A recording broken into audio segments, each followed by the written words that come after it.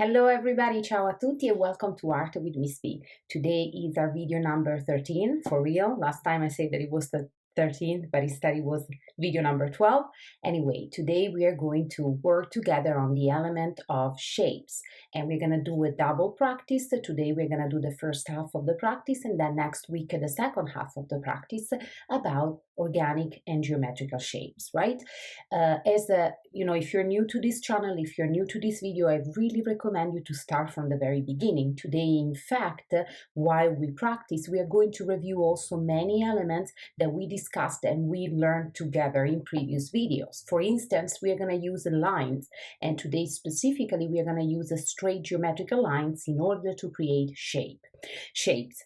And the next time, we're going to use a different type of curve and organic lines in order to create organic shapes. Now, if you are a student, very young student or a beginner, or you really want to relax through this practice, just follow my steps and so try to do what I do on my paper. You're going to do it on your paper at home. If you are a little more intermediate, like more advanced, you can push the practice a little more. For instance, I will do my shapes freehand and maybe I will use just whatever I can find, like a cup, a bottle, whatever you have available to create, like to trace the circles. If you want to use the rulers, if you want to really create more complicated and sophisticated geometrical shapes during the practice, feel free to do so. I will just do something that is in the middle, so it's really sort of an intermediate level, which is good for our young viewer and young artist, intermediate. And then, of course, if you are a little more advanced, add your style, your personality, push it a little forward, challenge yourself. Now, if you practice with me the color wheel and the color theory, remember you should have this flower or something similar or different that you created when we discussed together the color wheel. Let's put it in the right direction. I like when the red is on top. So you know the primary colors, you know the secondary colors, you know the tertiary colors, right? And then we discussed together also opposite color on the color wheel, what happened when we mix them, the neutral tones, earth tone, or whatever. So this could be a very good reference if you practice with me. So before you set all the materials, I highly recommend you to have your color wheel next to you.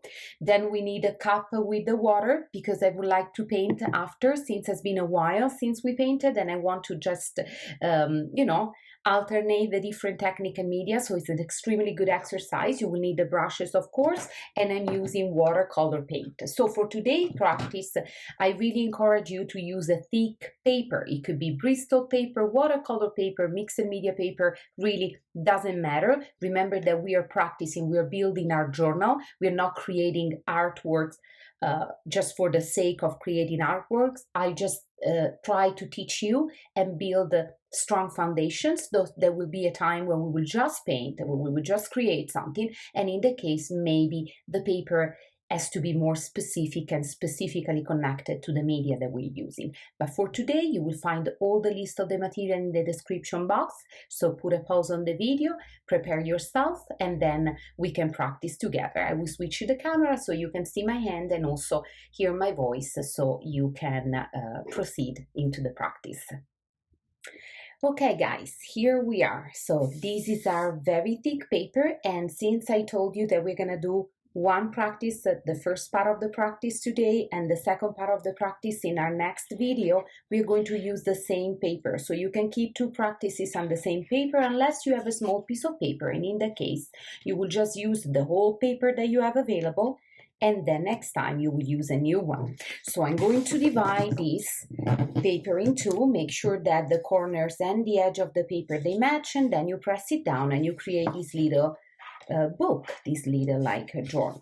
Okay, so we're gonna use today this half. So I'm gonna actually set my watercolor over here so they're gonna keep the paper down and safe, and I'm gonna work on this. Today we're gonna work with shapes and we are working with geometrical shapes. Now, whatever you can find that has a circular base, for example, any sizes that you like, use it. It's a very quick way to do circle without using the compass. If you want to use the compass and you're more advanced, as I say, push your practice all the way and do more sophisticated designs with geometrical shapes. So I'm going to start actually placing my circle shapes over here, and I'm going to start to trace my first geometrical shapes.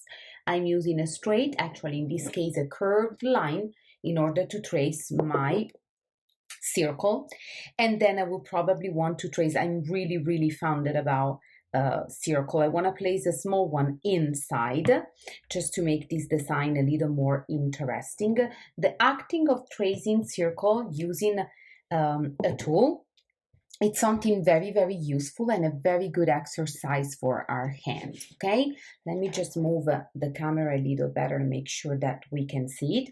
Now I'm gonna start to freehand, choosing, designing other geometrical shapes, right? For example, I'm gonna add the triangle. So what I do, I usually design 3 dots and then I connect. It's a good exercise for you to do it freehand. If you want to use the ruler or something straight to help you, go ahead and use the ruler. The goal is not to have a perfect geometrical shapes, but kind of realize what are the geometrical shapes, how many of them we can actually design, and how we can fill this space, creating a beautiful abstract composition using only geometrical shapes.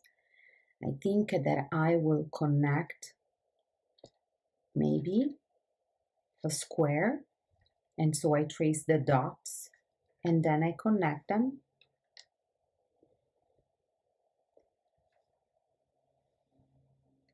A little like another triangle here. I want to create something that is balanced. So some element on the right, some element on the left, emphasis on the circle. There are my central and biggest shapes.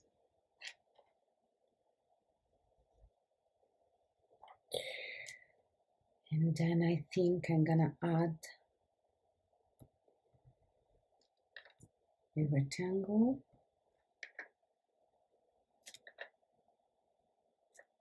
Coming down, and I think that I am done.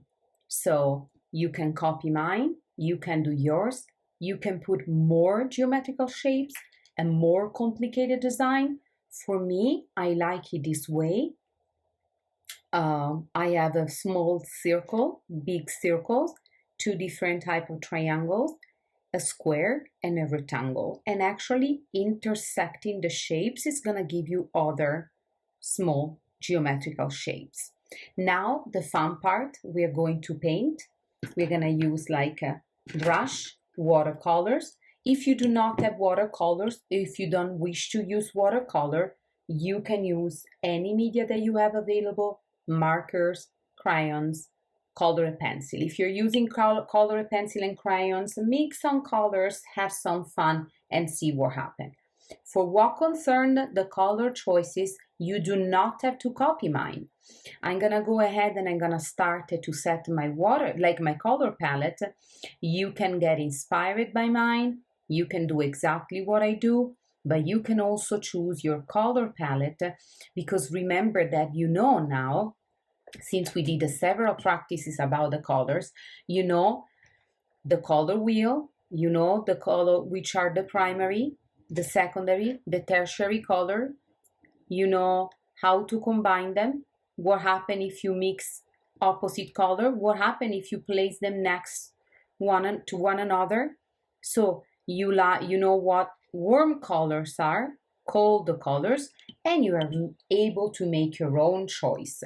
You can go for a total warm palette, you can go for a cold and warm, you can go for contrast, you can go for harmony, depend on what you want to see on your paper.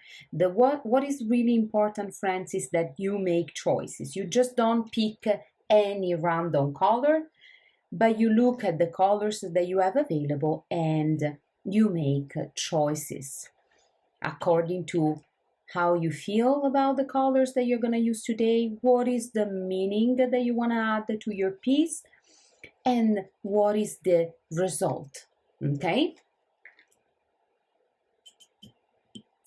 So I'm gonna keep, I will see little by little if I wanna go for a total warm palette, very bright, intense and warm, or maybe have some contrast with the cold.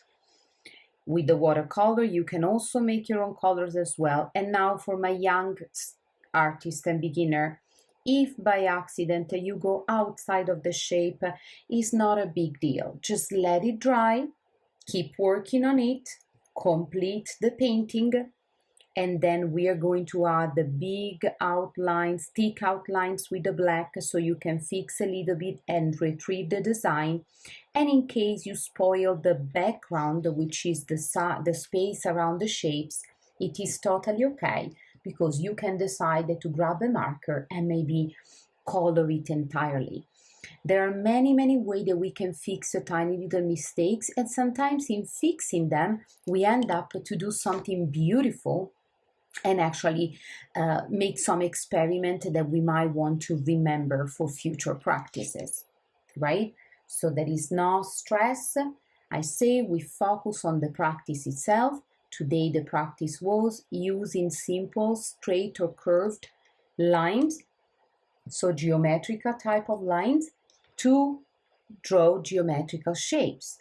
We use those shapes to fill the space that we have available, creating an abstract design. This abstract design can remind us of something, can be just absolutely abstract, because remember, the focus was practicing our geometrical shapes. First of all, for some of the very young artists that practice with me, it was a very good way to learn which are the geometrical shapes. How can I draw them freehand, even if they don't come perfect? How can I use tools that I have available in my house, like a cup, a bottle, a container, to trace, for example, my circle, right? We need to be flexible and creative. Now, as I say, if you have very specific tools like a compass, use it. If you want to do more complex design, add other more complicated geometrical shapes like the pentagon, hexagon, octagon, go for it, of course. I do something in between, so everybody, every level, every age can enjoy and can practice with me. Also, I don't know if you noticed, probably you did, I'm using watercolor, right? And we use the watercolor sometimes in the past, and we will use them in the future as well. And usually I say the beauty of watercolor is just blend them with a lot of water and let the water spread the color and do its magic. Now, if you're doing something like this, then we have a very specific spaces, right, that we need to color inside. We don't really want the color to just spread out and blend. We don't want to lose the control on our colors, correct? So I'm using water, of course, to just pick my color and my palette, but I don't want to have too much water, because I really need to control the color inside the space and avoid the colors to just spread out so much, okay? So I'm going to switch and try and alternate my warm palette with a very cold palette and see what happens and see if I like it. Remember, friends, that at the very end, if you don't really like your color palette, you can always fix it. How? Once the watercolors are completely dry, you can paint it over using maybe darker colors, of like darker tones of the same color, or maybe adding a little different color on top of one and see what happens. Or you can even just use another media on top. You can create some nice shading using colored pencil to create some value. You can really do many things, right?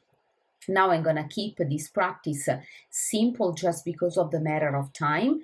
I don't want to just keep I don't want to take, too long. I want to just try my best to do practice that can be done in one time. You can repeat also the same color in two different spaces. For example, what is important that maybe you don't do it on like next to each other, but you give some nice break between the same color.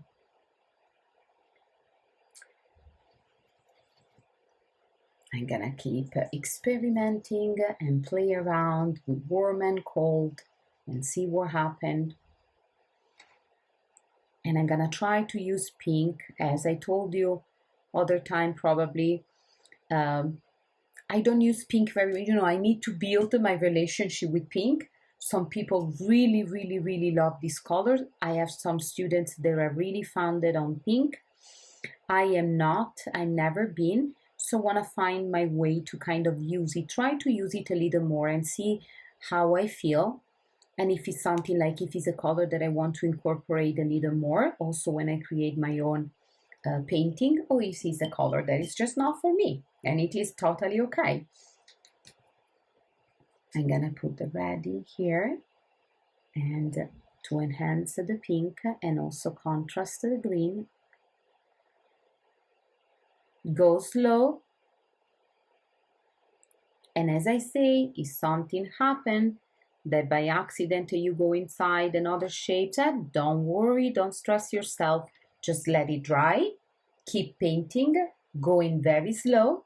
If you need to go slower, pause my video, paint at your own pace, and then you skip it like you skip the video like, and you just listen to the closing part of the video, right? So you can paint by yourself at your own pace, so you can try to follow my pace.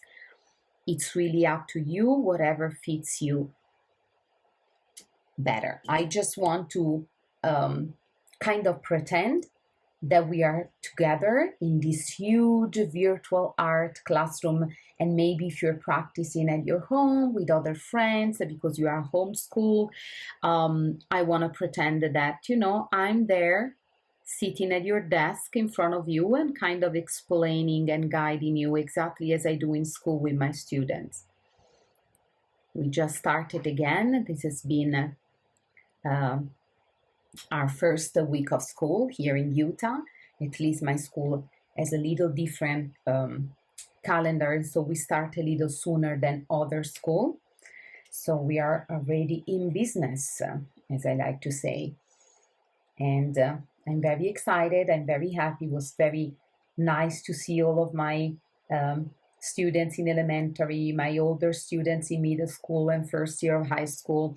Also, many of my former students came to visit me, and hopefully many more will come, usually the first week of school day.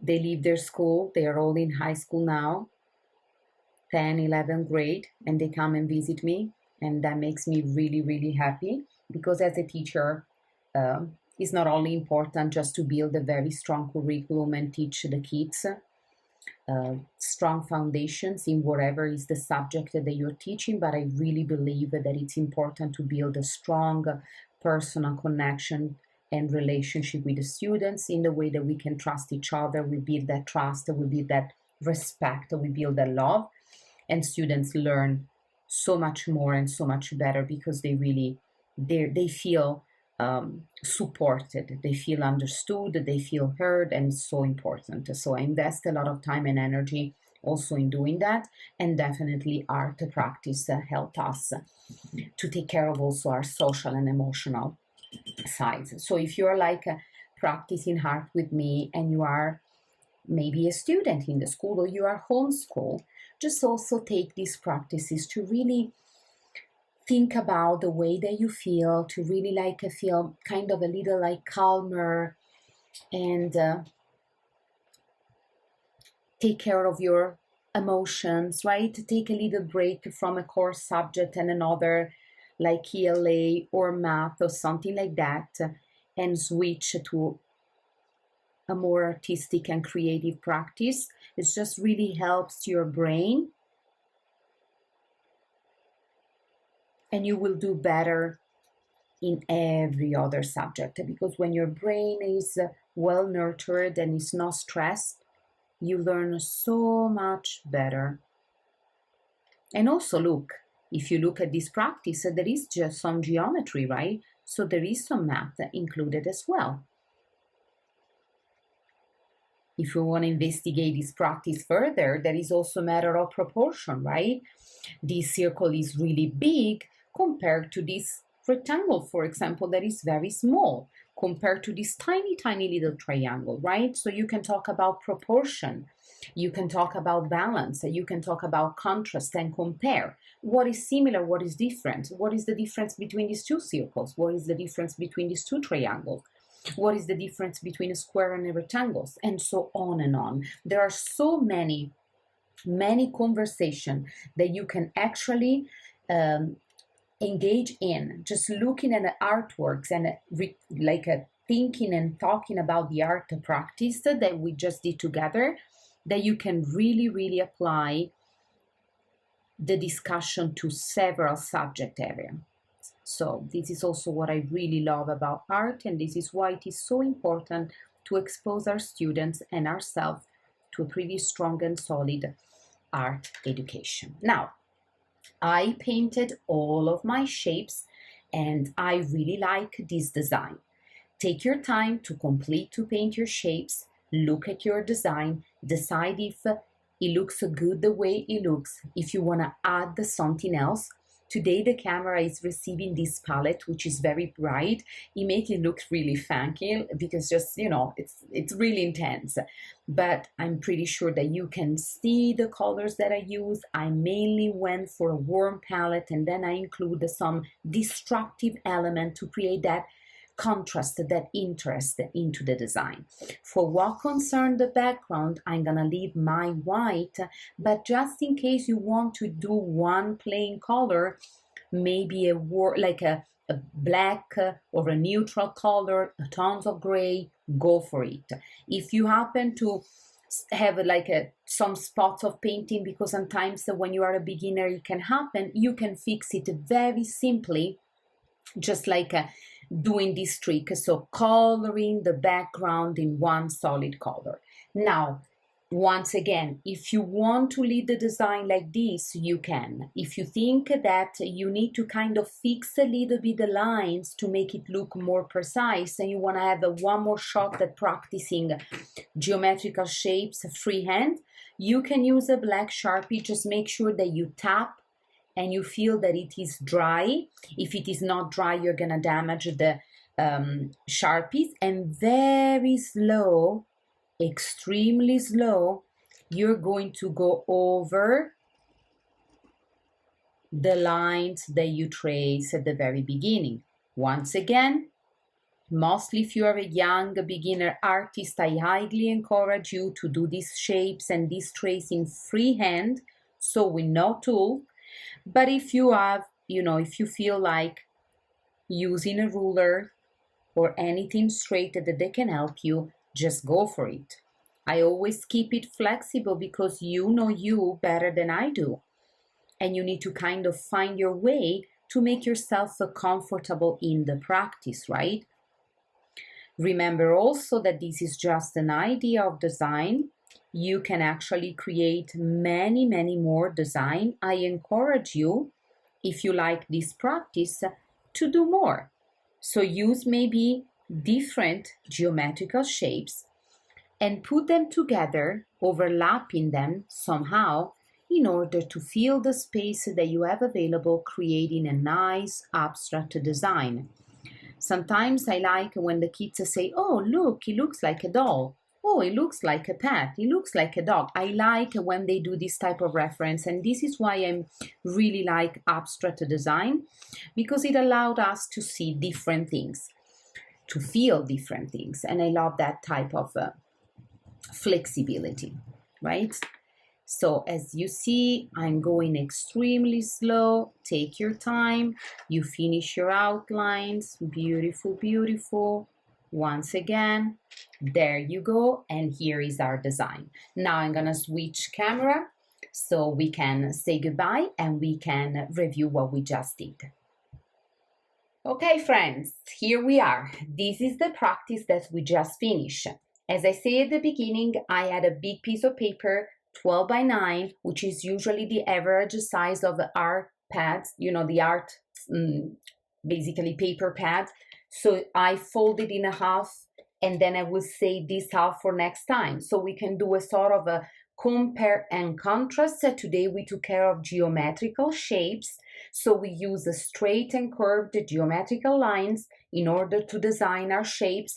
We use the circular tools, whatever you can have available, a lead, a bin, a cup, whatever, to trace our circles. If you have the compass, you wanna use it, go for it. If you are an intermediate advanced student, make the design more sophisticated and complicated, add in also other type of shapes like a pentagon, hexagon, octagon, right? I do something in between so everybody, every level and every age can see it.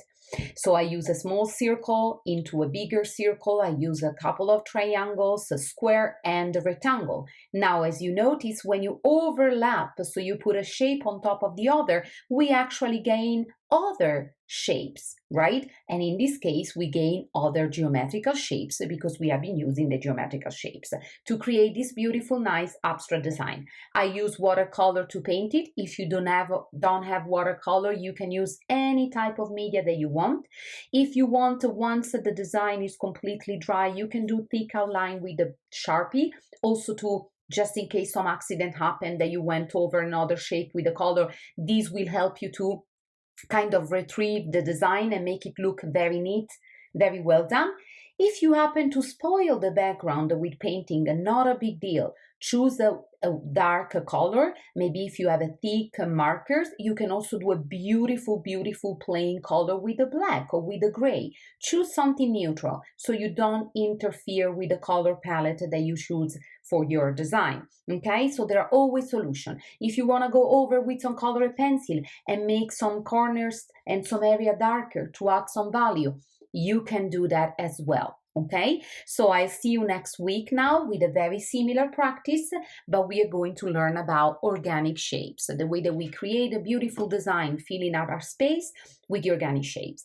And I hope you enjoyed this small practice. This is probably you can do it in one time.